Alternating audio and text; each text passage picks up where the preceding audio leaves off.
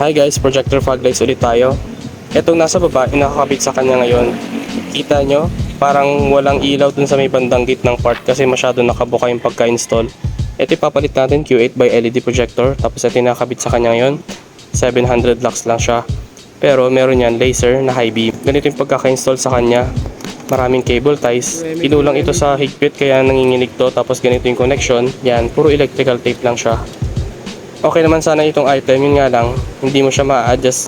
Palit nga pala natin dito na projector fog lights, merong adjuster yung kanyang bracket.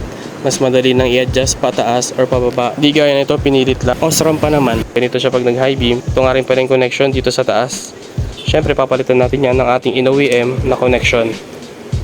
Tapos ganito yung connection sa baba. Mga wire natin, medyo mas maayos na tignan. Nakasalansanan sila ng mas maayos. Tapos, yung ating projector, naka nut and bolt na rin yan. Tapos maglalagay pa tayo dyan mamaya ng reinforcement, hindi cable tie, para hindi manginig yung ating fog lights pagka umandar na yung sasakyan. Ayan yung ating projector fog lights, naka-install na. Tama na rin yung aiming at alignment nyan. So kita nyo, pantay-pantay ng liwanag, pati sa gitna may ilaw na, unlike kanina na parang may bakanteng space. Ito nga pala maganda dito sa projector fog lights na to. Hanggang gilid kita nyo yung blue na cut-off line.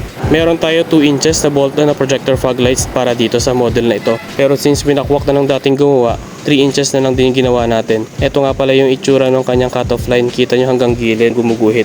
Thank you nga pala Sir Andre.